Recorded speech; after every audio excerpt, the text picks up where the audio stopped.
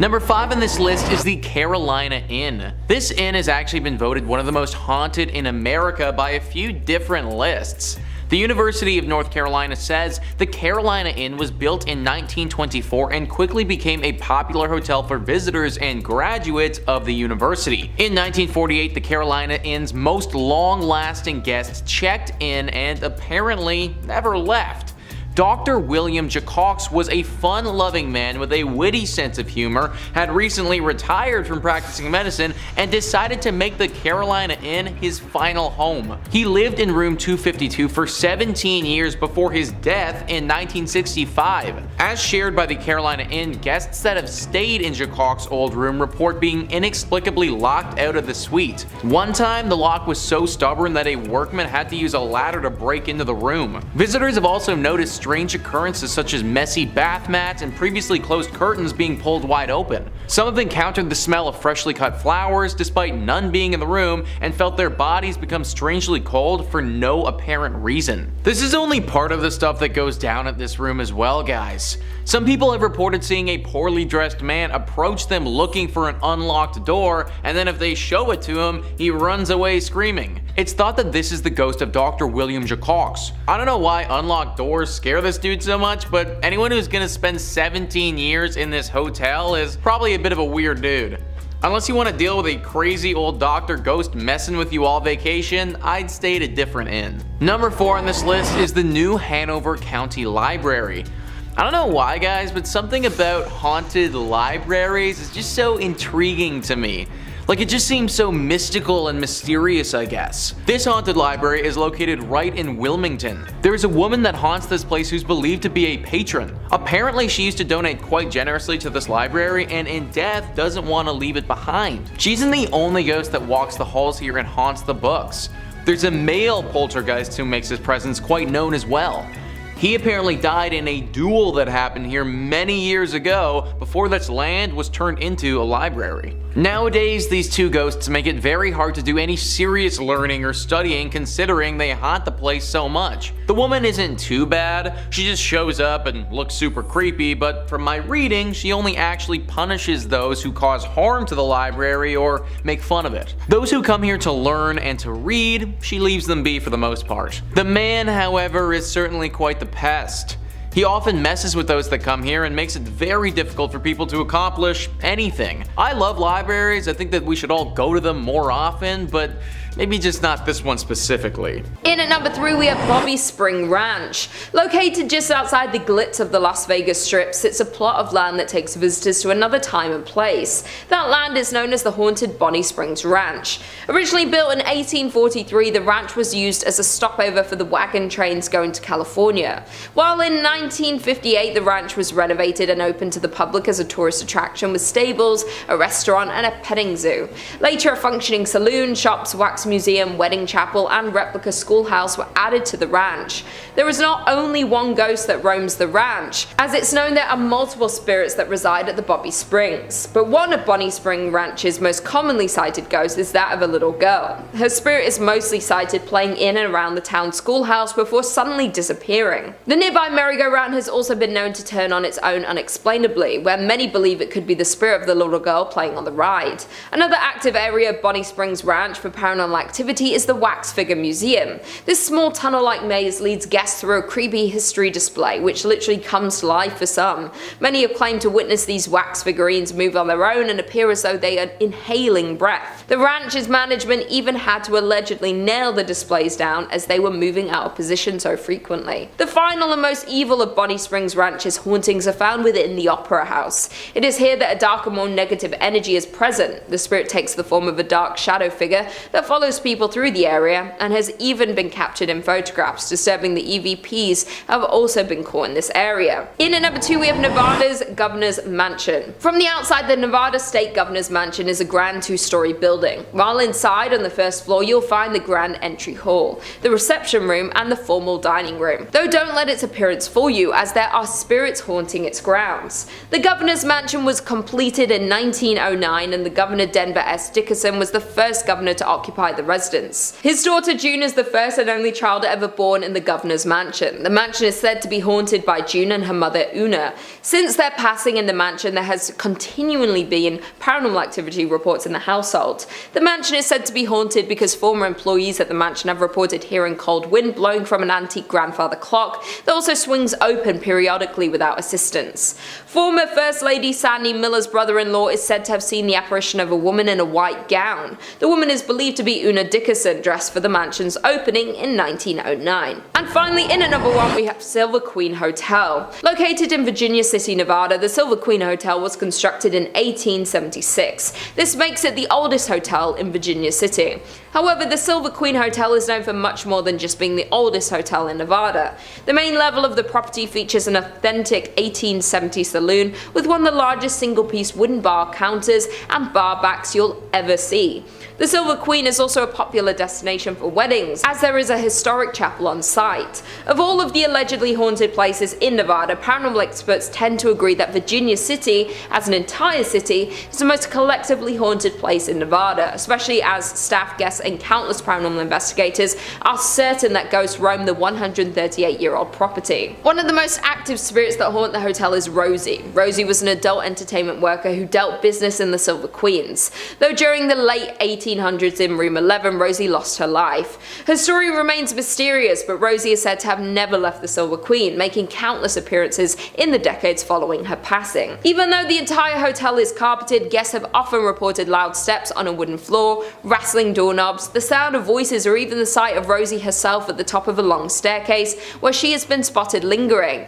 Other visitors report on TripAdvisor and Yelp describing the loud noises at night and an unexplainable sense of eeriness. One guest had a more terrifying encounter in the hotel as they described getting chased down the hallway in the middle of the night by a ghost. Number 5 on this list is the Plaza Theater Performing Arts Center. Built in 1930, this beautiful theater has had many shows and screenings here over the years. For 55 years, it was in operation as one of the premier spots to have your movie shown, but in 1985, the theater shut down. It remained as such for about 20 years when in 2006, it began to get renovated. Now it's mainly just for live theater and other performance art in the city of El Paso. Like a lot of beautiful old theaters though, as time passes, legends emerge, and this one in particular certainly has its fair share. The Plaza Theater for Performance Arts Center has 3 primary ghostly apparitions it houses. The first is our very standard and very classic drifting woman in white. Looking sad and down on her luck, the spirit of this woman will often drift around through the rafters and has been seen by many workers throughout the years. The second is a man in all black who materializes in front of people. He's described a bit like a shadow creature, but slightly less menacing. I suppose if we have our woman in white, it's only fitting that we have a man in black to get a little bit of variety going. The third ghost sticks with the theme of spicing things up and is actually a little boy with a bouncing ball. It's not a basketball, but a small bouncy ball that the child seemingly plays with as he haunts the theater. Nobody knows the origin of these ghosts or how they got here at all. Are they connected? Maybe once a family unit who died here together, or are they all separate and have each suffered strange tragedies at this location over the century? El Paso, I'm sure, has some other theaters, and I'd stick to those ones if you're looking to watch some live shows if you're there. Number 4 on this list is Henley Row.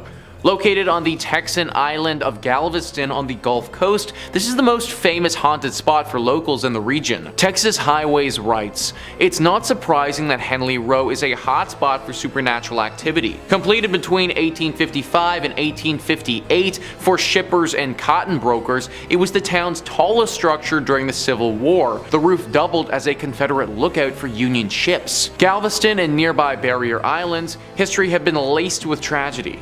It was the site of a bloody Civil War fight, and serial epidemics of yellow fever decimated the populace.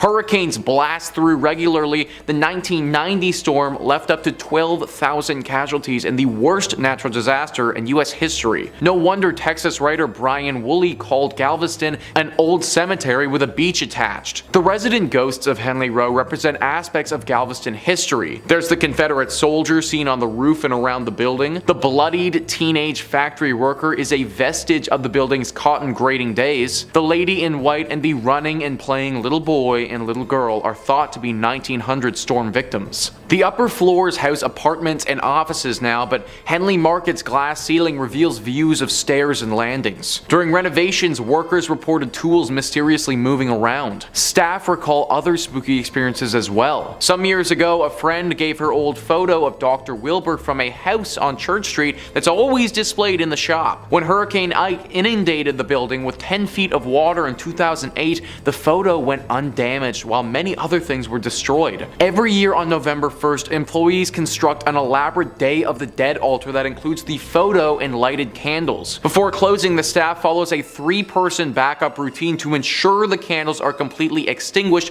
even dousing them with water. Yet almost every single year, 1 or more candles are burning the next morning. I can't imagine working at a place where we had to light candles for our ghost altar. Like, that action alone would make me want to quit immediately. I suppose the one good thing is that the ghosts here don't appear to be particularly evil or wanting to inflict harm. Still though, waking up and heading to work is already a tall task as it is, but knowing that there's a dead little boy and girl waiting there, yeah, that's a solid no-go for me. Number 3 on this list is Fort Fisher. Fort Fisher was a critical fort during the American Civil War. It was used by the Confederate Army and was pretty instrumental for them from 1861 to 1865. This fort was used to protect an important trade post there that the Army needed. They defended this place for those 4 years, but then in 1865, the Union Army came in and was finally able to capture it. This battle was a very bloody one and was actually huge for the Union Army and the overall scope of the war. Apparently there was a lot of death at this fort, and that death, it's never really gone away. Now, this fort is teeming with paranormal activity. Visitors will often report hearing gunshots coming from thin air. The sounds of many footsteps all running at once as if people were charging ahead. Orbs of energy appear in front of them from no apparent source. There are 2 very famous ghosts that haunt this place as well: Robert E. Harrell and General William Whitling. Robert was apparently an outcast who died under mysterious circumstances and has not been able to rest since. The general was actually taken prisoner and killed at Fort Columbus, but he returned to this place because he feels regret for how he failed in life. He was apparently responsible for defending this place and was not capable of doing so. A very haunted fort that I wouldn't recommend going to. Number 2 on this list is Lydias Bridge. Who is Lydia and why does she have a bridge and why is it haunted? Well, Lydia is quite the famous ghost. This is a true ghost.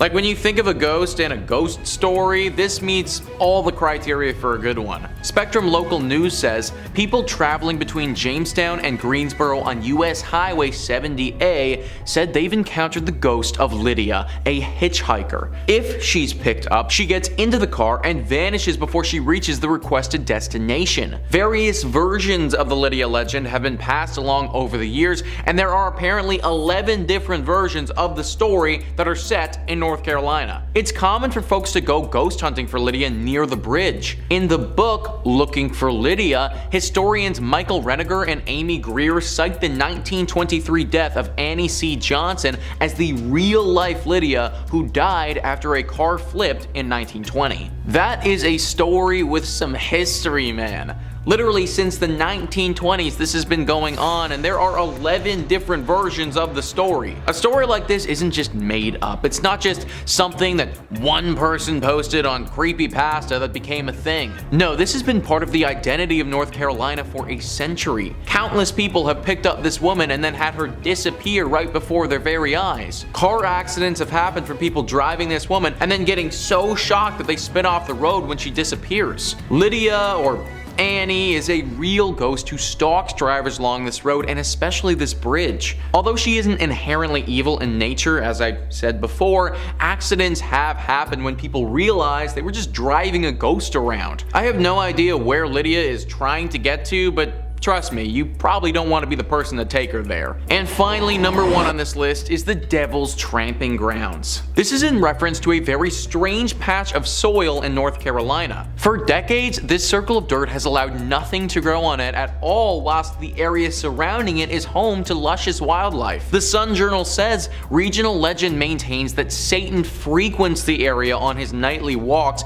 pacing the circle as he contemplates his nefarious deeds. Normal vegetation surrounds the circle, but only a wiry grass grows inside it, and no plant life of any kind can be found on the path itself. Visitors have also claimed to see red glowing eyes in the circle. Now, there could be any number of reasons for why nothing is growing on this patch of dirt. Simply because an area of land cannot grow wildlife doesn't automatically mean the devil himself has anything to do with it. But throw in the fact that there are 2 red glowing eyes there, plus a few other creepy occurrences, and we might just have something demonic afoot. Locals have reported putting objects in the center of the circle, then coming back a little while later and having those same items moved outside the circle, as if someone or something did this deliberately. The thinking is that this circle is a place used by the devil to dance or to perform rituals that we don't understand. Having things inside his circle of death doesn't make for a great dancing spot or sacrificial zone,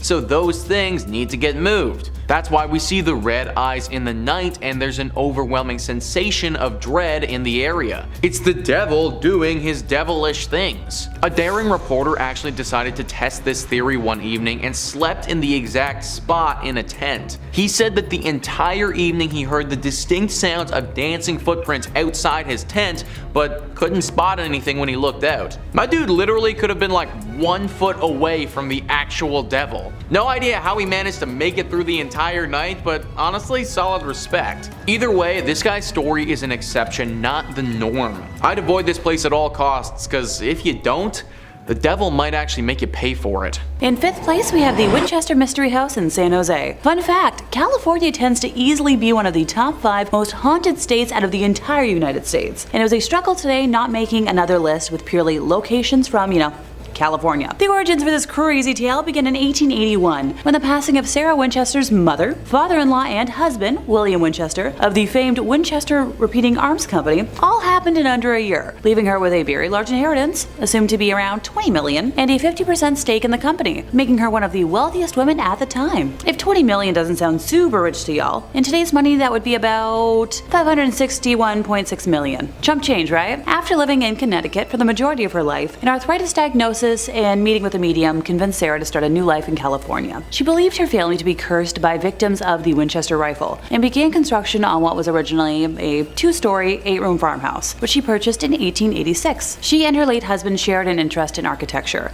and after dismissing all of the architects she originally met with, Sarah decided to do all of the home planning herself. She was known to rebuild and abandon construction if anything didn't meet her expectations, which resulted in a maze-like design. It is believed that said maze-like design was mainly intended to confuse and keep spirits from harming her and what was left of her family.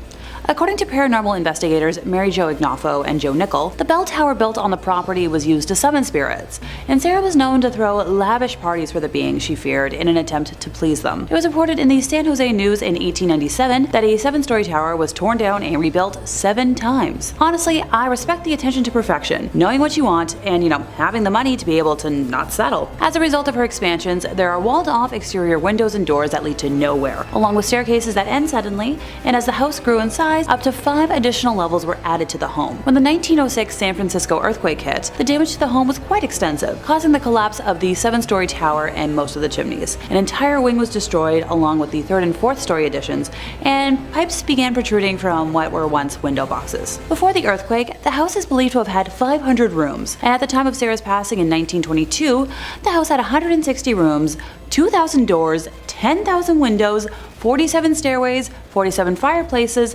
13 bathrooms, and 6 kitchens. Visitors to the house today have reported multiple instances of experiencing cold spots, footsteps, cooking smells, odd sounds, whispering, doors and windows slamming, and feelings of being watched. Honestly, I still kind of want to visit it.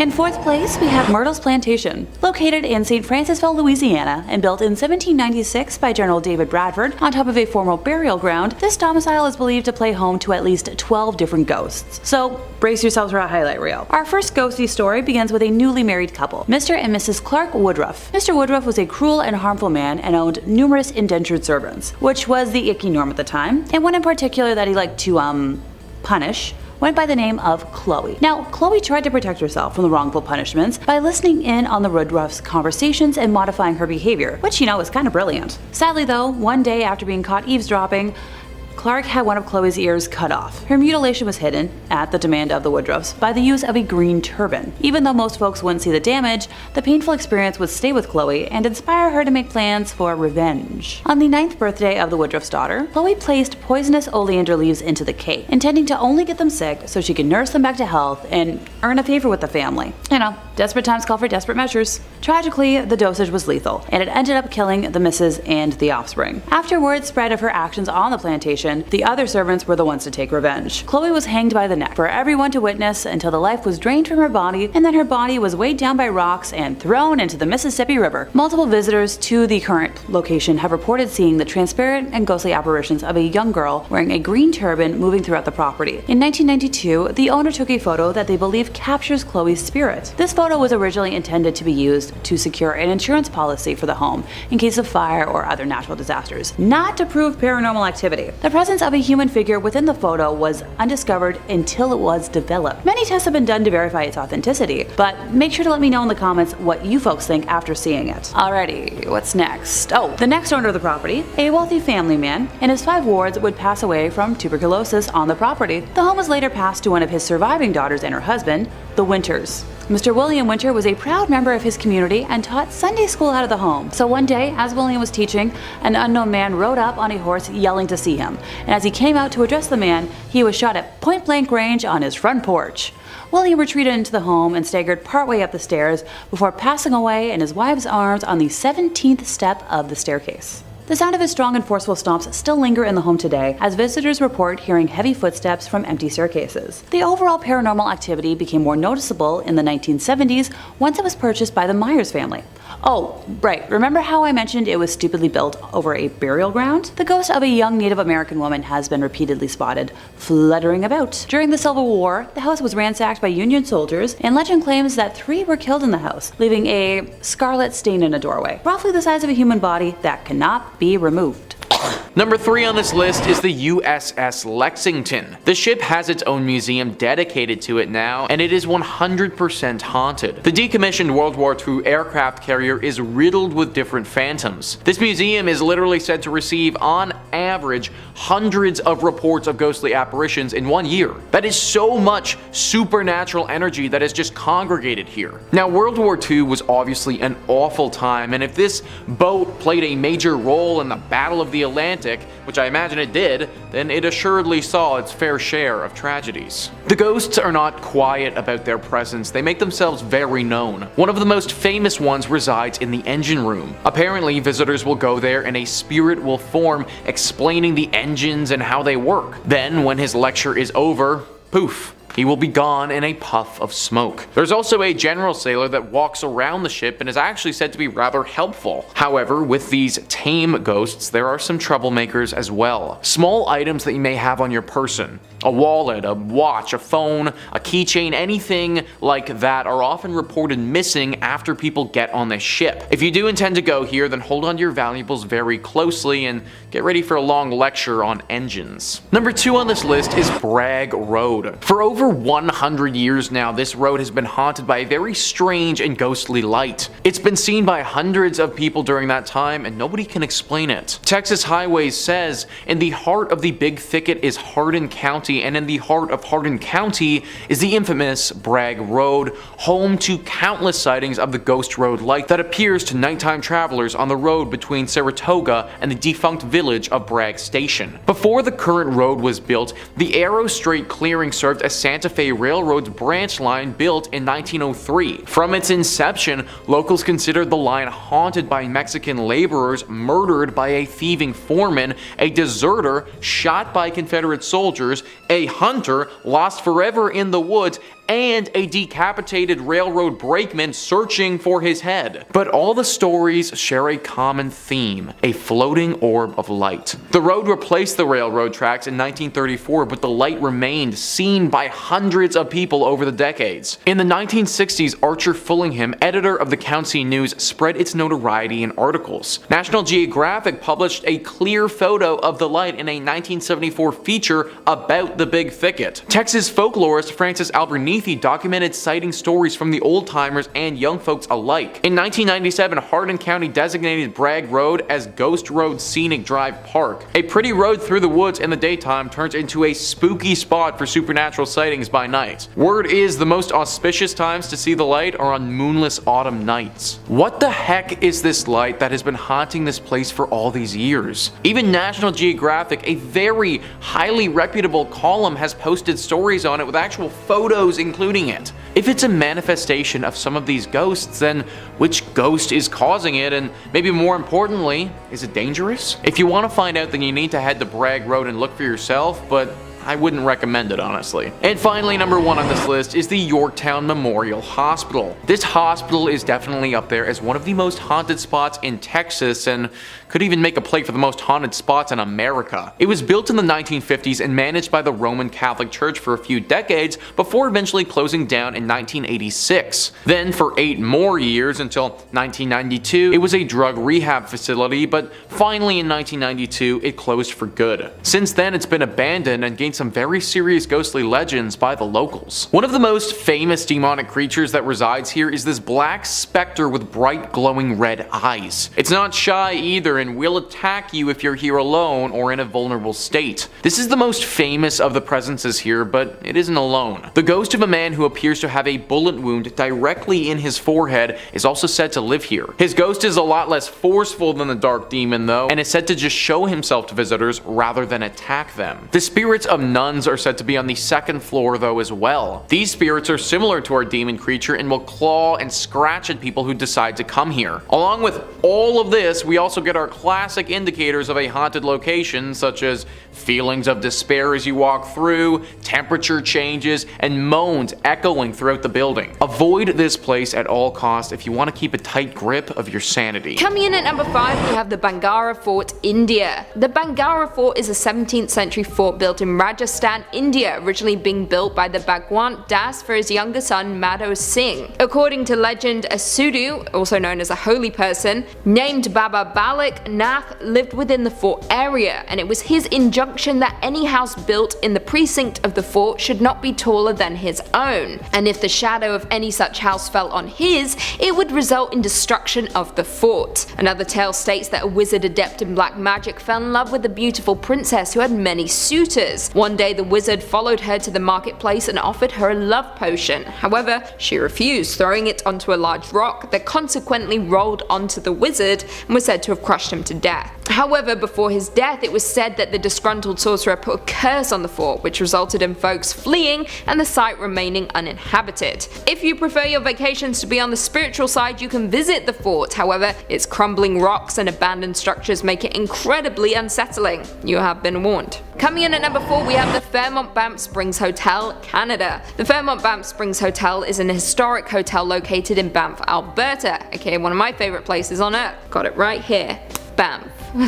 The entire town is situated in Banff National Park, with the hotel overlooking a valley towards Mount Rundle. The hotel opened its doors back in 1888 by the Canadian Pacific Railway as one of the earliest of Canada's Grand Railway hotels. In 1926 though, a fire destroyed the original structure, with a replacement being built in 1928. As of right now, the hotel welcomes many tourists from around the world who want to explore the beauty of Banff. However, it gets a tad more gothic once you get inside the hotel. The Calgary Herald has reported that the hotel houses several ghosts, including a bride who was said to have fallen down the stone staircase during her wedding, which is tragic and absolutely devastating. However, there is a less upsetting one. Sam the bellman is also said to be a lingering ghost at the Banff Springs Hotel. He worked there until 1975 and claimed he would come back to haunt the hotel after he was gone, and that he did. According to some, he supposedly pulls shifts to help people with their bags before disappearing into thin air. In 3rd place, we have the Crescent Hotel. Located in Eureka Springs, Arkansas, it was erected in 1886 and has served several purposes over time, such as a luxury resort, a conservatory for young women, and a junior college. But the strangest mark on its history came in 1937 when it got a new owner, Norman G. Baker. Norman was a millionaire inventor and radio personality who decided to pose as a doctor despite having no medical training and wanted to turn the hotel into a hospital that could cure cancer? He was eventually found out and was run out of town, but his spirit somehow found its way back to the hotel and found some otherworldly company as well. The now operating Crescent Hotel is said to be haunted by at least 8 ghosts, ranging from a small girl to a bearded man wearing Victorian clothing. When current owners Marty and Elise bought the hotel in 1997, they hired 2 certified mediums to do a reading of the building. The mediums found that the hotel showed signs of being a portal to the other side, as in a dimension that holds the spirits of the dead and can be accessed by those on the same frequency as ghosts. That portal is located on top of what used to be the morgue. One thing I like to stress, especially when dealing with angry ghosties, is to never disturb the graves. And a formal archaeological dig was done on the property in 2019, uncovering Norman Baker's bottle grave, with some of the glass containers clearly showing fleshy remains, while others are believed to have held his assorted curing potions that never cured anyone. If you'd like to see them for yourself, they're on display in the Crescent's morgue. Oh, I totally forgot. The morgue, complete with autopsy table and a walk-in cooler where Baker stored cadavers and body parts, are open for public viewing. The experience comes with seeing the ghosts of younglings huddled under the morgue's autopsy table, pleading for help, the reoccurrence of a Baker patient who also served as a hospital assistant being seen in and around room 419, better known as Theodora's room, the early morning loud squeaking of wheels in the 3rd floor corridor, accompanied by sightings of a nurse pushing a gurney full of corpses down the hallway, only to see it vanish into thin air. In second place, we have Eastern State Penitentiary in Philadelphia. The castle-like penitentiary took solitary confinement to new levels when it was built in 1829. Prisoners lived alone, exercised alone, and ate alone. When an inmate left his cell, a guard would cover his head with a hood so he couldn't see or be seen. Now, the prison had to abandon its solitary system due to overcrowding from 1913 until it closed in 1970, although the forms of punishment did not get any less severe. Current reported paranormal happenings have included, disembodied laughter, shadowy figures, and pacing footsteps. Yeah. Elaborating now. Cell Block 12 is known for echoing voices and cackling, while Cell Block 6 is known for shadowy figures darting along the walls, and Cell Block 4 tends to have visions of ghostly faces. Many people have reported seeing a silhouette of a guard in one of the towers. Oh, and that might not sound weird, but there's no way to physically get to the top of the tower today, since the brick stairs crumbled away, many years ago. One of the more legendary tales comes from Gary Johnson, who helps maintain the crumbling old locks at the prison. In the early 1990s, he had just opened an old lock in cell block 4 when he says a force gripped him so tightly that he was unable to move. He described a negative, horrible energy that exploded out of the cell, while tormented faces appeared on the cell walls, and that one form in particular beckoned to him. Although executions were not carried out at Eastern State, the prison was home to its fair share of deaths. At least, 2 guards were killed over the years, as were many inmates, with their spirits still very much present. In first place, we have the Hotel Monte Vista in Flagstaff, Arizona. So with tourism on the rise in the 1920s, residents of Flagstaff decided that building a hotel was the crucial, next step in aiding the city's growth as one of northern Arizona's premier destinations. Fundraising began in early 1926, and by New Year's Day on 1927, the hotel was finally open, offering 73 guest rooms under the name Community Motel, which would later be changed to the Monte Vista, a name chosen by a 12-year-old contest winner. This hotel hosted one of the few hidden speakeasies in Flagstaff during Prohibition, which was, a late-night establishment fed by secret tunnels that were built by railroad workers and ran for miles below the downtown core. Over the years, it has adopted quite a few spirits, and I'd like to elaborate on 3 of them. Out of the many rooms in this historic hotel where the spirits of the past like to make their presence known, let's start with room 220, where an unusual one-time resident, known as the Meat Man, is still causing a stir to this day. This long-term boarder, who spent his days at the Monte Vista back in the early 1980s, had a somewhat unusual habit, hanging raw meat from a chandelier. No one has any clue why he did this, but definitely makes him memorable. One day, the poor schmuck was found dead in his room. Nothing suspicious otherwise, and what has happened in that room since that day is why he made this list. On one such occasion, not long after the Meat Man had passed, a maintenance worker for the hotel was up in room 220 making a few repairs. When he left, he turned off the lights and locked the door, but when he returned shortly after, he found that chaos had erupted in his absence. The television was fully on, playing at full volume, and even more distressing, the linens on the bed had been violently removed, ripped up, and scattered across the room as if in a fit of anger. The maintenance worker in question steered clear of room 220 from then on, but even today, guests in the room have reported the television acting on its own accord, though it has long since been replaced, as well as the cold touch of a man's hands. Ooh. Next up, the rocking chair of room 305. So the most common report, which has been well documented, is of an elderly woman in the rocking chair by the window. Guests have long told the tale of the chair moving by itself, knocking against the closet, and some have even seen the old woman herself, gazing longingly out the window. While the woman's name is not known, old stories from the hotel tell of a long-term resident who would,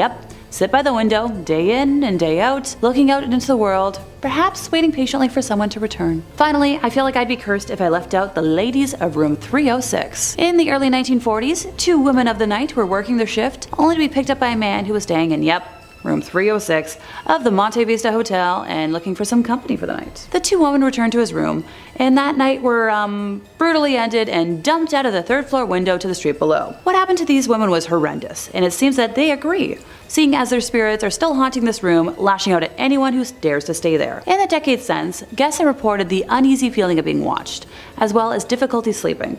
Men in particular tend to be affected, with some claiming that ghostly hands have been placed over their mouths or throats while they sleep. Starting off this list in our number 5 spot, we have the ancient Ram Inn. Our journey into the spectral realm commences in the heart of the quaint yet mysterious English countryside where the ancient Ram Inn stands. This timeless structure, steeped in history that spans more than a millennium, casts an imposing shadow that belies its innocent facade. The inn was erected in the 12th century atop a pagan burial ground, a detail that might send shivers down the spine of even the most seasoned paranormal enthusiasts. The ancient Ram Inn is notorious among locals and ghost hunters alike, not merely for its haunted reputation, but for its resident entity, a fearsome demon known as the incubus. The incubus in mythology is a malevolent entity believed to prey on its victims during their sleep, and the tales that swirl around the inn seem to confirm its daunting presence. Chilling reports from those brave or foolhardy enough to spend a night within these ancient walls, including distressing experiences of being forcibly held down in bed, gripped by a terror that transcends the natural world. The fear is so tangible and intense it often leaves victims in a state of paralyzing dread, a sinister signature that seems to point irrefutably to the presence of the incubus. A multitude of theories have been postulated in an attempt to understand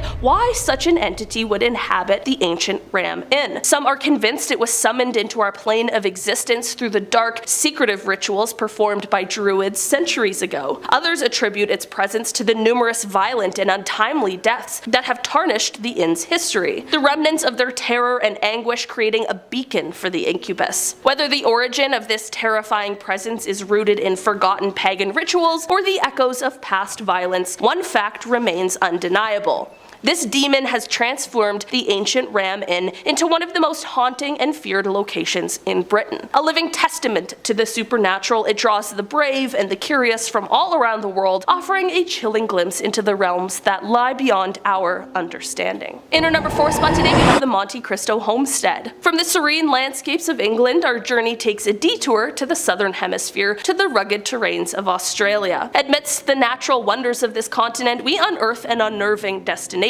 the Monte Cristo Homestead. Constructed in the Victorian era during the late 19th century, this manor is as exquisite as it is eerie, with a reputation that sends tremors of fear across the continent. In fact, the Monte Cristo Homestead is reputedly the most haunted house in all of Australia. But what imbues this seemingly serene house with such a chilling atmosphere? The answer lies in a terrifying, malevolent entity that seems to linger within its ancient walls. This demonic force, according to those who have encountered it, seems to draw its energy from the tragic past that befell the unfortunate Crawley family, the original inhabitants of the manor. Their lives were marked by a series of inexplicable tragedies, the echoes of which reverberate throughout the house to this day. This demon does not just passively exist within the homestead, instead it actively projects feelings of overwhelming despair and intense malice onto those who dare to step within its sphere of influence. This has led to a mounting number of unsettling unsettling reports from visitors and residents alike. Accounts include alarming apparitions appearing without warning, chilling echoes of cries that seem to emanate from unseen sources, and the inexplicable movement of objects that defy the laws of physics. Some have spoken of being watched by an invisible entity, feeling a menacing presence looming just out of sight. What makes the Monte Cristo homestead a location of significant interest to paranormal enthusiasts worldwide is not just the presence of this demonic entity, but the alarming frequency and intensity of the encounters. Every creak in the floorboards, every whisper in the air, every fleeting shadow seems imbued with an otherworldly terror. This persistent, omnipresent sense of dread has etched the Monte Cristo homestead deeply into the annals of haunted lore, making it a location that continues to unsettle even the bravest of hearts. In at number 3 are Bodney Canal, St. Petersburg, Russia. Bodney Canal is the longest canal in St. Petersburg, Russia, which in the 19th century served as the southern limit of the city. The canal was dug in 1769, and by the late 19th century, after the Industrial Revolution, it had effectively become a sewer collecting wastewater of adjacent industrial enterprises. Nowadays, the channel is very shallow. Navigation is allowed, but only for small crafts. Running 5 miles through the city, the canal since goes by another name, a much more sinister name, Suicide Canal. Ever since the canal's construction back in the 18th century, strange events have surrounded the area, some of which included the construction workers complaining of headaches, sudden outbursts of violence, and of course, as the name states, suicides. Now, while most attempts were successful, those who survived their attempts have claimed that they didn't know why they jumped in the water, and that it felt as though an invisible force was pulling them off the banks and into the murky depths. Some even claim that the force comes from the restless souls lurking beneath the water, with some survivors even claiming to see a woman in white floating in the water before suddenly disappearing. Very spooky indeed. So if you ever find yourself in St. Petersburg, I would suggest steering clear of the Bodney Canal. Coming in at number 2, the Stanley Hotel, Colorado. The Stanley Hotel is a colonial revival hotel located in Colorado, approximately 5 miles from the Rocky Mountain National Park. The hotel was built by Freeland Oscar Stanley of Stanley Steamer fame and opened its doors on July 4th, 1909 as a resort for upper-class Easterners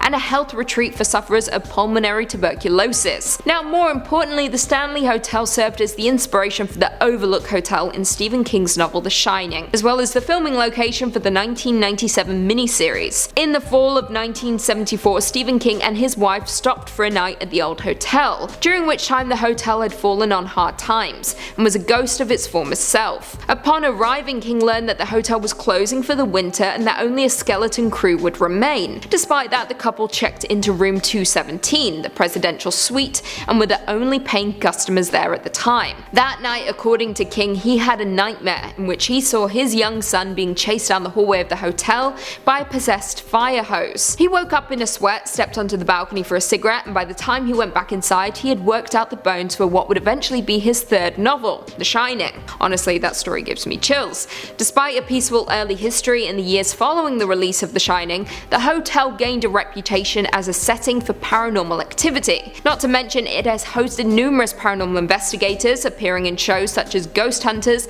and Ghost Adventures. On top of that, the hotel offers guided tours which features spaces reputed to be exceptionally haunted. And finally, coming in at number 1, we have Castle of Good Hope, Cape Town, South Africa. The Castle of Good Hope, known to the Cape Town residents as the Castle, is a fort built all the way back in the 17th century by the Dutch East Indian Company and is the oldest existing building in South Africa. The fort was built to act as a replenishment station for ships passing the treacherous coast around the Cape on voyages between the Netherlands and the Dutch East Indies, now Indonesia. The fortress was said to have housed a church, a bakery, workshops, living quarters, shop cells, and various other facilities. In 1936, the castle was declared an historical monument, making it the first site in South Africa to be protected. However, like the rest of the numbers on this list, the castle is home to some otherworldly residents. Back in the 1700s, Governor Pieter van Noot was said to have condemned several men to be hanged to death, with one of the men cursing the governor from the gallows. Creepier still, Van Noot went on to die later that day of a heart attack. According to the official website of the castle, his ghost has been haunting the grounds ever since. Number 5 on this list is the Devil's Pond. The Devil's Pond is a very beautiful and calm-looking body of water on the outside, but it's far more dangerous when you step inside. Located in the Queensland forest, the pond pond itself almost looks like something straight out of a fairy tale, but there's no happy ending here. 19 people have died in this tiny little pond. That's a staggering amount of people considering how small this one area is. In fact, so many people have had tragic endings here that there's literally a sign that says the creek has claimed many lives. Think about that. It sounds like something straight from a Scooby-Doo story. Beware of this pond or else, but like seriously, beware of the pond. An ancient Aboriginal legend tells us of how a runaway bride fell to her death here as she was escaping her wedding. The bride was named Ulana, and it's believed that she is actually the cause of the many deaths that have happened here. It's said that she lures and tricks people into coming towards her, and then they fall in and suffer the same fate that happened to her so many years ago. I'm not sure if the bride legend is true or not, but even if it isn't, this is clearly an incredibly dangerous spot in its own right. Australia is a big place, so don't feel like this is your only option if you're going for a swim when you're there. Number 4 on this list is the National Film and Sound Archive. Located in Canberra, which I actually just discovered is the capital city of Australia. Always thought it was Sydney, but actually it's Canberra, so that's fun. But anyways, the Film and Sound Archive is a staple of media culture in Australia. It just hasn't always been that way. Crypto-naturalist Tim says the NFSA building is regarded by many ghost hunters or paranormal aficionados as not only one of the most haunted in Canberra, but also one of the most haunted in Australia. It's not because it houses spooky movies though. The ghosts that are reported in the building stem from the period that it was the Institute of Anatomy. That's right guys, this building prior to being what it is now was housing and studying dead bodies for 50 whole years. There were countless scientific experiments that went on here on hundreds to potentially even thousands of corpses. During this time, it was a museum as well and showcased the dead bodies to those who visited here. Because of all this death, the place is pretty popular among the ghosts. Apparently, the dissection rooms are the most popular with many paranormal sightings here over the years. There's also a little girl who many visitors have seen. She lives in the air vents of the building and pops out through the grates every now and again. Luckily enough, her intentions aren't evil though, and often tries to make people laugh. That being said, I still don't think that going to this place that used to house a bunch of dead bodies is the best idea. We have Netflix for a reason now guys, so let's use it. In our number 3 spot today, we have the Chateau de Brissac. Leaving the rugged terrains of Australia, we embark on a journey across continents to the romantic heartland of France. Here, nestled amidst rolling vineyards, stands the regal Chateau de Brissac. At first glance, this 11th century castle captures the heart with its timeless elegance and architectural beauty, a testament to the opulence of the French aristocracy. However, behind its enchanting facade, it holds secrets that paint a hauntingly different picture. The true allure of the chateau for those drawn to the mysteries of the supernatural lies in its very grim past. The castle is haunted by a particularly terrifying apparition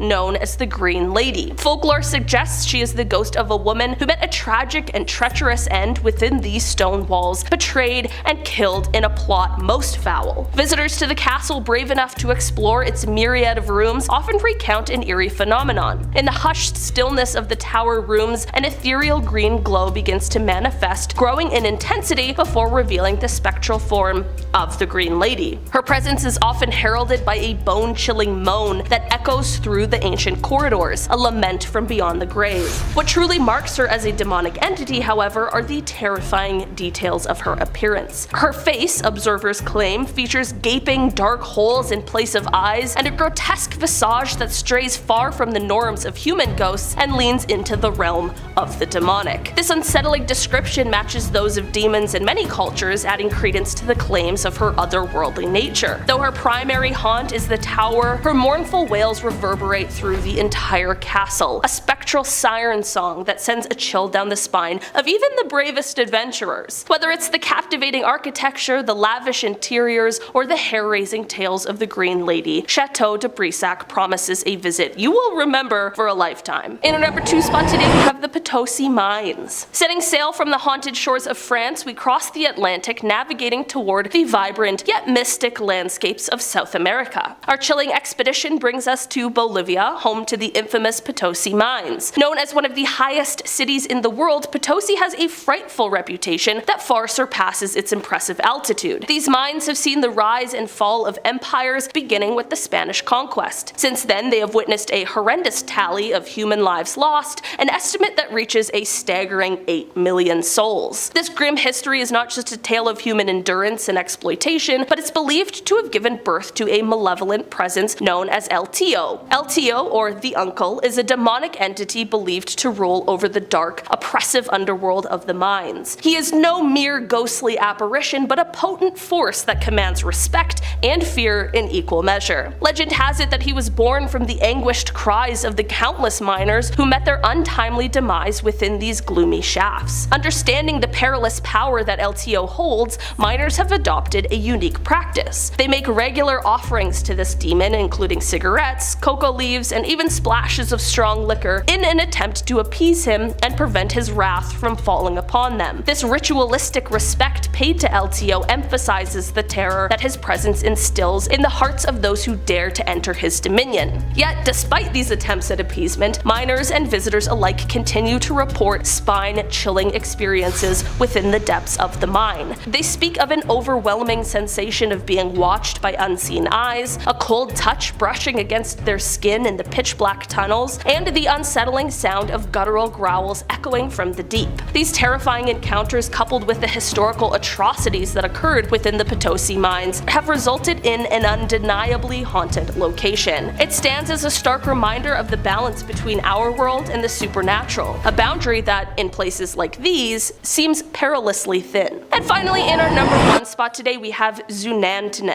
As we bid adieu to the haunting echoes of the Potosi mines, we venture further into the heart of South America. Our next destination transports us to a place where the past and the present converge in a symphony of ancient wonders and spectral tales, the mesmerizing Zun Anon in Belize. Nestled deep within the verdant expanse of Belize's jungle, less than a mile from the Guatemalan border, this ancient Maya ruin stands as a testament to a civilization long lost in the annals of time. Having laid undisturbed for over 1,000 years, Zun Anon found its way back to the world's attention in the 1890s. Since its modern discovery, Zun Anon has taken on multiple roles. It has emerged as an essential hub for archaeologists seeking to unravel the mysteries of the past, a prized gem for tourists who are drawn to its undeniable allure, and perhaps most intriguingly, a hotspot for those interested by the supernatural. The haunting legend of Zun Anon revolves around the spectral figure of a woman known as the Stone Lady. With her flowing black hair and glowing red eyes that seem to pierce the veil of reality, she is a sight to chill the blood. It is said that she first made her spectral presence known to one of the first research teams to explore the ruins in 1893. Since her initial sighting, the Stone Lady has frequently been observed in the vicinity of the tallest building complex in the ruins, aptly named El Castillo. Her ghostly figure, bathed in ethereal moonlight, is a sight that has left an indelible impression on those fortunate, or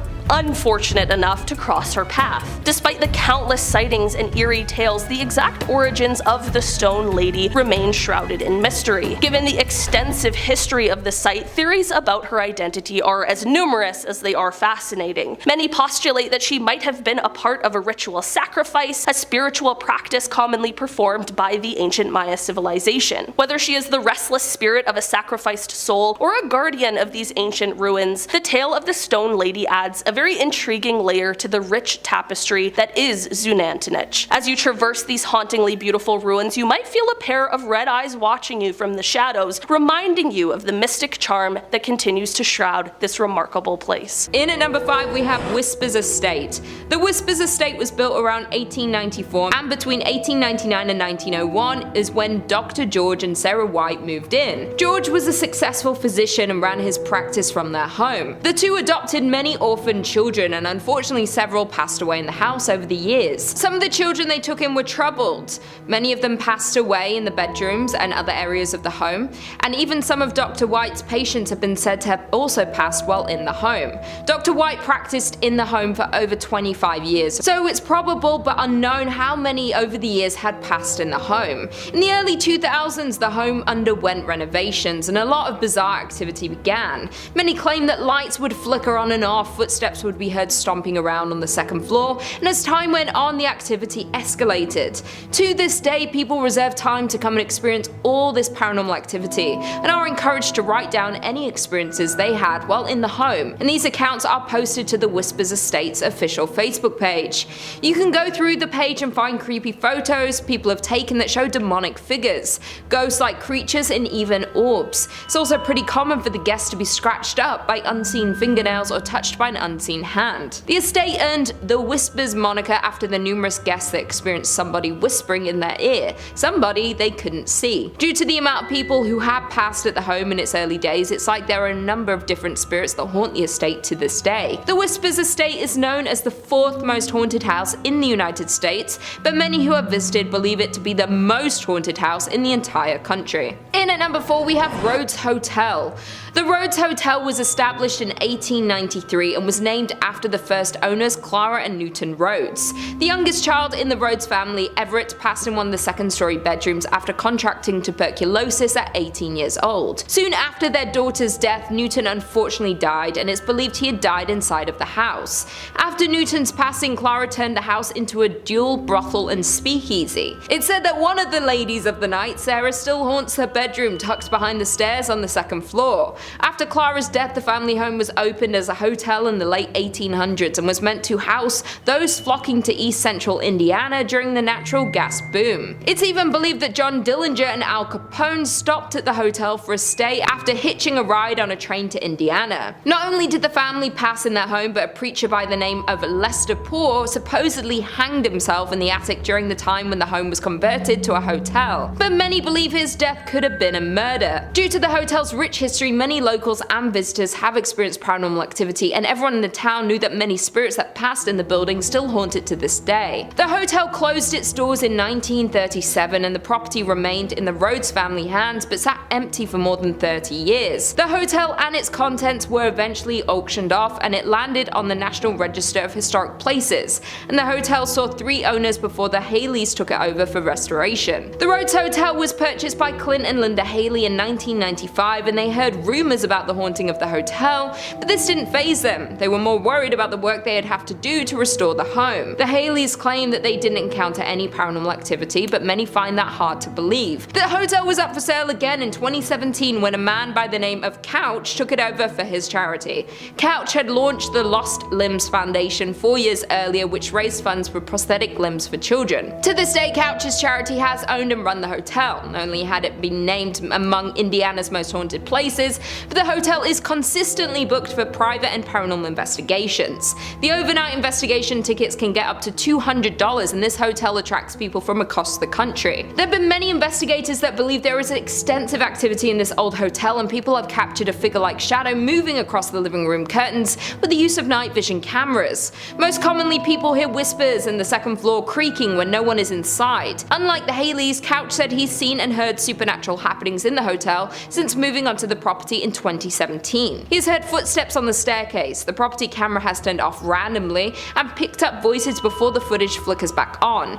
Once, while hosting an investigation, Couch said he witnessed one of many Victorian dolls left behind from a previous owner jump off of its chair. Number 3 on this list is the Beachworth Asylum. Ah yes, the classic haunted asylum. It feels like every country has one, but Australia's is particularly bad. The hospital opened in 1867 and was operational until 1995 when it was finally shut down. During that span, when it was functioning, the asylum had over 3,000 patients die in its walls. That is an absurd number of people for a mental hospital. Part of this was because the methods that they used at this place weren't the best. Like most asylums that started in the 1800s, the treatments that they had for people dealing with mental health problems were far from ideal. Shock therapy, shackling patients up, just blatant torture were all things that went down at this asylum. Obviously, this didn't help anyone in dealing with their issues and caused a lot of people to pass away early. Now, these spirits of those who died here haunt the building.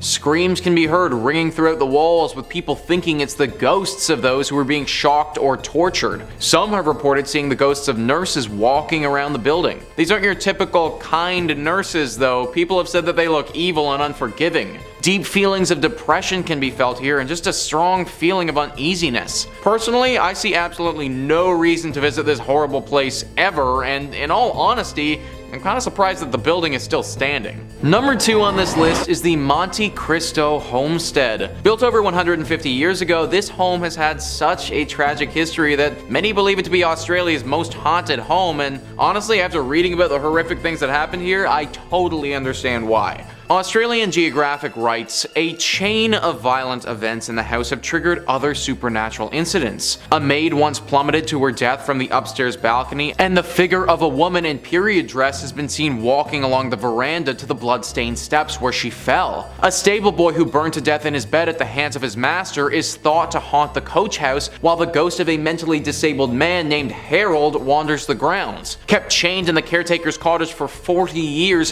Harold was found curled up at the feet of his mother's dead body. He died shortly after being sent to a home for the insane. The sound of clanking chains is said to warn of his approach. All of those things are super scary to begin with, but the most cited ghost at this home isn't even mentioned there. Elizabeth Crawley inherited this house from her husband who passed in 1910, and her ghost has never left. After her husband died, she went into a deep depression and would rarely leave the home. She converted one of the upstairs rooms into a space to perform rituals. It's said that after her husband died, she only left this house twice and eventually died in it by herself. Now, you'll know her ghost is present because there'll be a sudden and stark change in temperature whenever she nears. All of this lore has, of course, created a ton of interest around the home, and it's been featured on several Australian ghost television shows through the years. However, you can also stay at this home if you wanted for $200 a night and experience all of this ghostly stuff for yourself. Why you would want to pay $200 of your actual money to get haunted and potentially even cursed is beyond me, but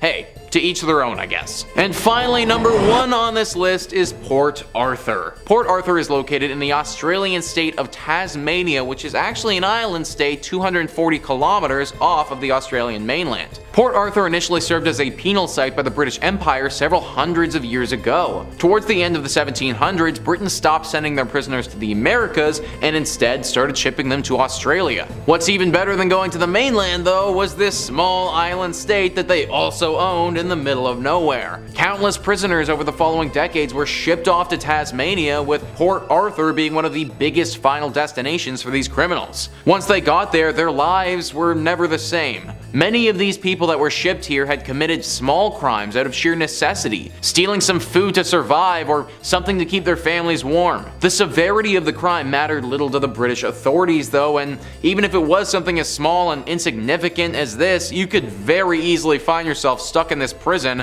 for the remainder of your life. The prisoners that got sent here were forced to work tirelessly in the timber, lumbering, and shipbuilding industries. Port Arthur actually boomed for the next 100 years, with more and more convicts being sent here. This was obviously very beneficial for the British government, but not so much so for the people who had to make this place their home. Many of them were mercilessly killed for no good reason. They were often tortured consistently if they weren't working hard enough or had done something that wasn't totally up to the standard. It really was a horrible way of life for those who got sent to Port Arthur. At around the end of the 1800s, Port Arthur started to slow down and eventually stopped altogether. The death at this location didn't end though, because in 1996, Port Arthur saw one of Australia's darkest moments ever. 35 people were gunned down in a mass shooting that took place at Port Arthur. All of this death from various generations has caused Port Arthur to be one of Australia's most haunted spots. In fact, over the years, there have been more than 2,000 incidents of unexplained paranormal activity. Things moving, voices shrieking, change in temperature, you name it, it's taken place at this location before.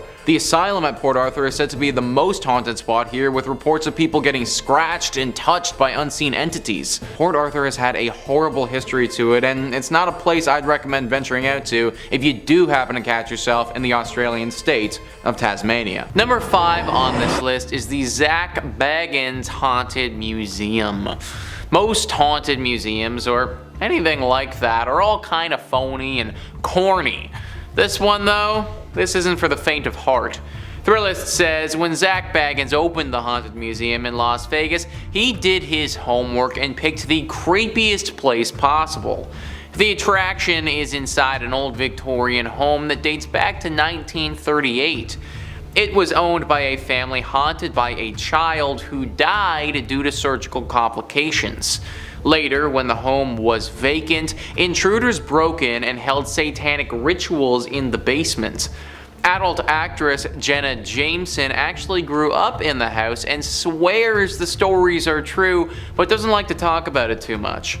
Today, you can take a guided tour of the Haunted Museum, frequently used as a filming location for Baggins' ghost adventures on the Travel Channel and Discovery Plus. The museum packs a lot into one visit with more than 30 rooms. Things start off relatively tame with a look at spooky artifacts and a gambling parlor and a closet full of creepy dolls. But the pace picks up with exhibits dedicated to notorious serial killers, an up-close look at a Volkswagen van used as a death machine by Jack Kevorkian, and a haunted hallway of killer clowns. It's best not to give away too many spoilers, but at one point you'll face an item described as the most haunted object in the whole world. You will even get to explore the basement at some point, which many people believe to still be extremely haunted. You gotta wonder why the heck so many horrible things happened here. Haunted child, satanic rituals, other questionable things that have probably not been leaked to the public. I guess it makes sense to have a haunted museum here, but obviously bringing in all of these other haunted items has just further promoted paranormal energy, and now this is clearly a hotspot for spirits and ghosts alike. Only go to this museum if you can handle a good scare. Number 4 on this list is Rhyolite Ghost Town. This abandoned town is full of scary spirits, ghouls, and maybe a lot more. Thrillist says, take a short road trip out of Las Vegas and spend the afternoon exploring the ruins of Rhyolite, one of the most compelling ghost towns in the country. A hub of mining activity during the gold rush, the town was quickly abandoned when the boom went bust following the Panic of 1907. Wander around and you'll see the scattered remains of a bank, jail, and train depot. The landscape looks more like a nuclear war zone than a ghost town, but just as sinister and perhaps still home to the spirits who once lived there many years ago. We have talked a ton about ghost towns on this channel before. Something about ghost towns seems to attract spirits. Maybe like the sudden absence of people leaves a void that these spirits seem to want to fill. It also doesn't help the situation when you have people doing some very questionable things at these ghost towns. Considering they are totally abandoned and out of the way, ghost towns make for some pretty good places to have some covert meetings and deals go down. This one in Las Vegas, it's no different. Apparently a decent amount of criminal activity happens around here, with a lot of drug deals taking place here. Every now and again, these deals can go sour, and usually that leaves a body. Murder and a gang presence aren't great things to sprinkle in when a town is already dealing with paranormal activity. For safety purposes, I recommend staying away from this town at all costs. In at number 3 we have Avon Bridge. The Avon Bridge is known to be haunted by almost every local living in the area. It is a massive trip-arched railroad trestle spinning a rural road over White Lick Creek. The bridge is a fascinating landmark in Hendricks County with lots of legends and history surrounding it, some more sinister than others. There are a few historical facts about the bridge that we do know. It was built in 1906 off County Road 625, was designed by W.M. Dunn, and is still used today. Many haunted stories surround this bridge and the area surrounding it. One story claims that a mother had been walking on the tracks and fell to her death. The mother's wailing could be heard when you drive under the bridge. It's common for many locals to honk when driving under the bridge in an effort to muffle her screams. Another story is that a drunk rail worker slipped during construction and was buried alive in the wet cement. The tale is that when a train goes over the bridge, people claim to still hear his moaning. Many locals say that if you go near the bridge at night, you will hear moaning and can see a ghostly figure of a ghost or even 2 2 or 3 at a time. If you're traveling near the bridge on a hot summer day, you may be witness to the ghost tears streaming down the concrete. Many people don't even refer to it as the Avon Bridge. It's often called the Haunted Avon Bridge because of the number of accounts of ghost sightings and constant sounds of the moans and screams heard from the ghosts that haunt the bridge. In at number 2 we have James Allison Mansion. The James Allison Mansion was built for James Allison, and it was a dream home, done in a grand design and style that exhibited James's wealth and importance. James was an important figure in the auto and plane industry, greatly helping in the development of cars and airplanes. He founded the Cristo Light Company, which produced the first efficient headlight for early automobiles, and was a founding partner in Carl Fisher's Indianapolis Motor Speedway. He also started Allison Engineering Company, which evolved and transformed into an aircraft engine make known today as the Allison division of Rolls-Royce. James purchased the 65-acre estate, and he and his wife Sarah built this glorious mansion, starting construction in 1911 and finishing in 1913. The massive home had an elevator, billiard room, an indoor pool in the basement, a breakfast room, a library, a grand kitchen, and even pumped-in ice water. 15 years after the Allisons built their forever home, James then fell in love with his secretary, and he divorced his wife Sarah in 1928. Only a month later, James married this former employee, Lucille Musset. However, James contracted a fatal case of pneumonia and died shortly after marrying his second wife at the age of 56. In 1936, the estate went up for sale, and that same year it was bought by Sisters of St. Francis of Oldenburg. The former Allison home became a home for the college's library, administrative offices, classrooms, and sleeping quarters for the sisters. There have been many things seen and heard throughout the years since it became a college. There was a girl who had drowned in the pool in the basement, and James's untimely death in the home. Both people could be haunting this mansion to this day. It's said that people who pass through a sudden accident or a bout of illness, sometimes their spirits hang around, perhaps unaware that they have died or not wanting to accept their deaths, and this is the case for both the little girl and James. The entity of a little girl is often seen throughout the mansion. There are strange cries that are heard from the basement, in the attic, and objects seem to move by themselves and can completely disappear. There is another entity seen and could possibly be more than one, and they like to take keys and objects and move them to odd places. The library in particular is often completely rearranged, like the books and furniture. And finally, in at number 1 we have French Lick Springs Hotel. Nestled in the small resort town of French Lick sits the massive French Lick Springs Hotel. This legendary hotel was constructed in 1845 and is a crown jewel of the southern Indiana town, but there's more to this resort than meets the eye. This Indiana hotel is known to be one of the most haunted places in the state. Thomas Taggart was a mayor at the time and purchased the hotel in 1888. After purchasing the hotel, he added luxurious furnishings, marble floors, and built 2 championship golf courses. During this time, Taggart became the Democratic National Chairman, and the hotel became the unofficial headquarters of the Democratic National Party. In 1931, Franklin Roosevelt visited the hotel because of its Democratic standing and won the presidency a mere year later. Over the years, the hotel and the work Taggart put into it made it one of the most prominent hotels in the area, and even ran the West Baden Springs Hotel out of the business. Unfortunately, in 1916, Taggart passed away, but according to local legend, his spirit has never left the building.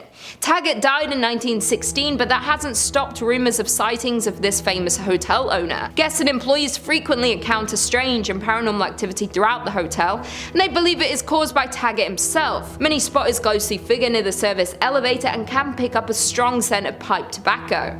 Others claim they witnessed his spirit riding down the hallway on a horse and making noise inside the ballroom. Some hear noises and others encounter his ghost, though usually both don't occur at the same time. Not only is Taggart's ghost living in the hotel, but there are also rumors of a former bellhop that lingers around the hotel. Many believe that he was a current employee until they saw old photos of him hanging on the wall, or were told no bellhops were on duty when people had encountered him. Employees and guests say that it's pretty hard not to encounter some sort of activity when you're in the hotel, and due to the vast amount of paranormal sightings are why it's considered by many to be the most haunted place in Indiana and one of the most haunted places in all of the United States. In at number 5 we have Palmer House Hotel. This hotel is not only considered the most haunted place in Minnesota, but to some it's considered the most haunted place in America. Located in Sauk Center, the hotel has been visited by paranormal activity investigators from across the country. Recently, the ghost hunter from the Travel Channel, Ghost Adventures, even investigated the hotel. A brothel that went by the name of the Sauk Center House occupied the current grounds of the Palmer Hotel, but the Sauk Center House burned down in 1900, and the Palmer was built built in its place the following year. The Palmer Hotel was established in 1901 and is notorious for its permanent ghost residence. The most reported ghost in the hotel is named Lucy, who resides in room 17. Legend has it that Lucy was an adult worker that frequented the past building of the South Centre House. Though Lucy endured a terrible accident of losing her life at the hands of one of her clients. Even though this happened in the building, the Palmer Hotel can't seem to get rid of the spirit of Lucy. The ghost of Lucy is said to dislike men by slamming the room door of male guests. Some reports her slamming the room door so hard it rattles the artwork on the wall and aggressively drops the temperature. During a recent investigation, a Chicago ghost hunting outfit allegedly recorded a temperature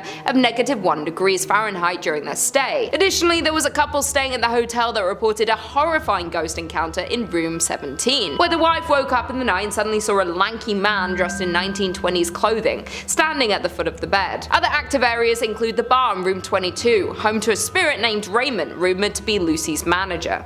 One employee of the Palmer House Hotel has confessed that their favorite paranormal experience is when guests complain about how noisy the people above them are, even though they are on the top floor. The ghost encounters and paranormal activity is so frequent at the Palmer Hotel that the current owner, Kelly Freezer, didn't believe in ghosts, but this changed when she became the owner of the hotel. In at number 4 we have the soap factory. The soap factory was at its peak during the soap boom of the 1880s, though now the factory has been left abandoned. The soap factory is one of the oldest factories in Minneapolis. While the process of making soap required lots of fats, lie in extremely hot temperatures, therefore it wasn't the most glorious or safest workplace in its day. Furthermore, the fats came from animal carcasses, thousands of them. The flow of blood and skin leaked into the Great River next door in the turn of the century. The building's smell of flesh made it a hot spot for stray dogs that the city paid to be rounded up and sent to the end of their life. If that's not creepy enough, there are legends regarding malpractice taking place at the factory, with animal fats from local restaurants taken to be made into soap. And there were also rumors of child labor at the factory, but whatever you choose to believe, there is no denying that the site contains negative energy. Now the basement of the abandoned factory is used for haunted tours.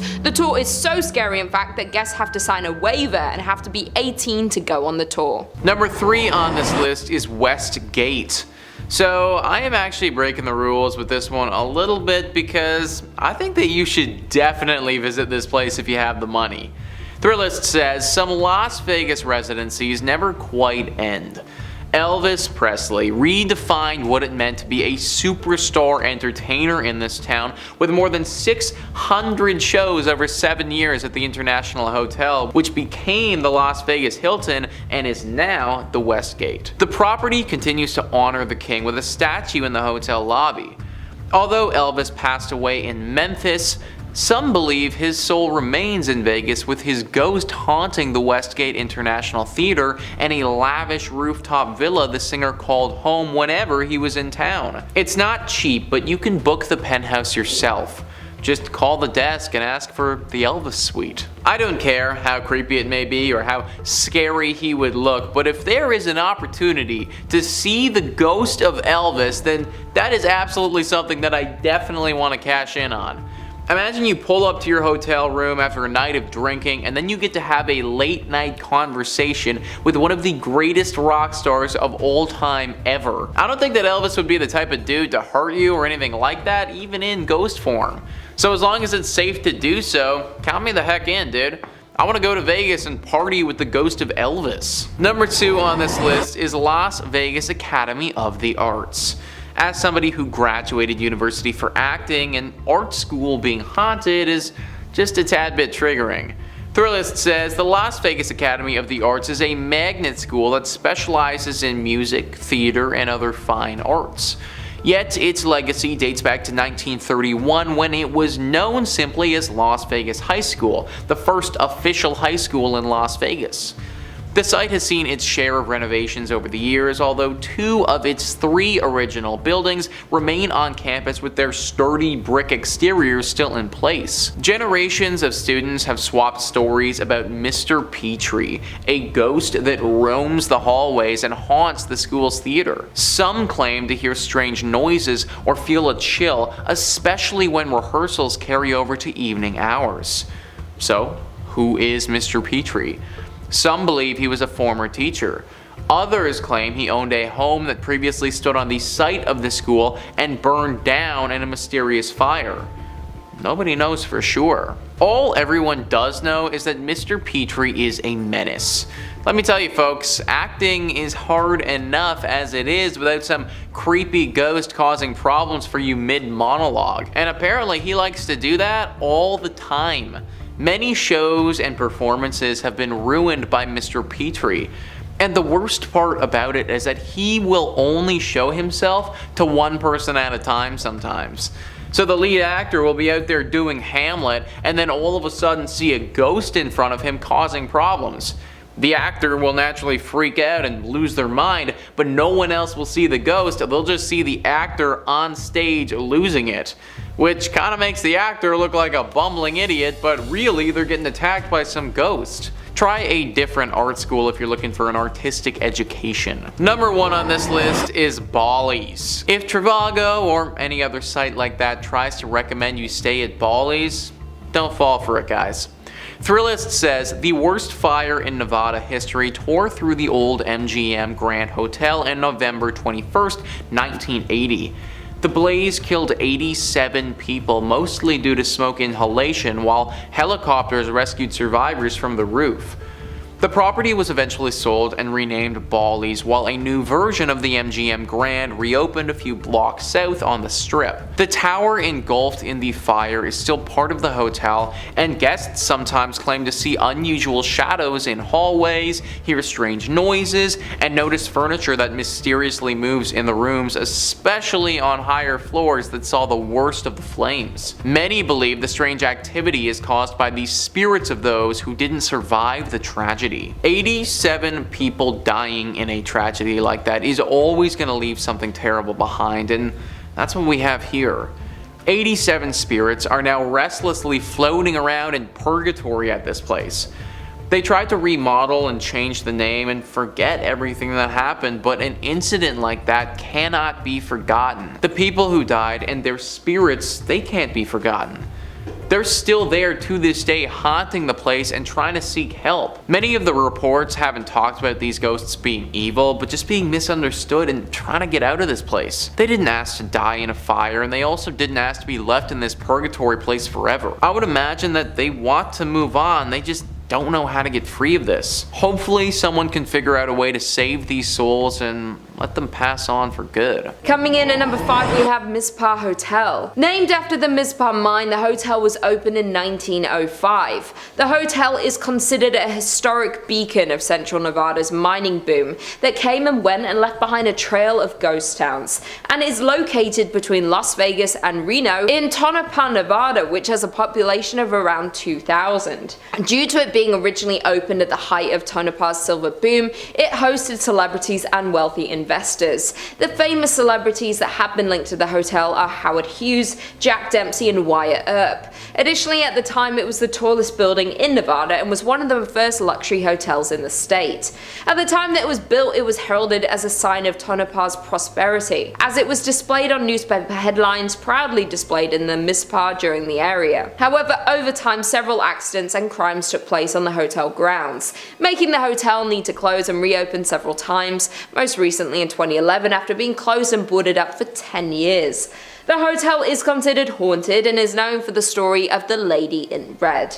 The Lady in Red was a high-class adult worker who lived in the top floor of the Mizpah. She sadly lost her life at the hands of a man in the hotel by her lover. Her lover wanted her to give up her work for him, though she did not want to do that.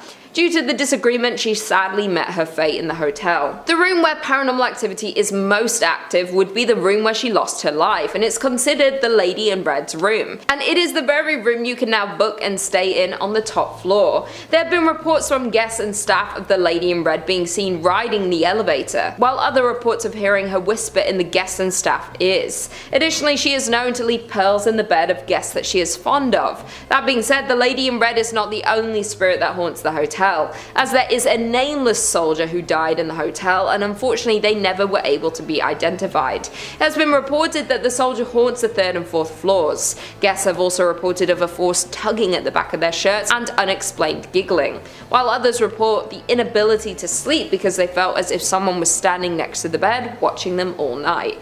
The Mizpah Hotel has been named the most haunted hotel in America, and for a good reason. In at number 4 we have Goldfield Hotel. Located in Goldfield, Nevada, you'll find the Goldfield Hotel. The hotel opened in 1902 and formed a large crowd of visitors and guests in its early years of operation.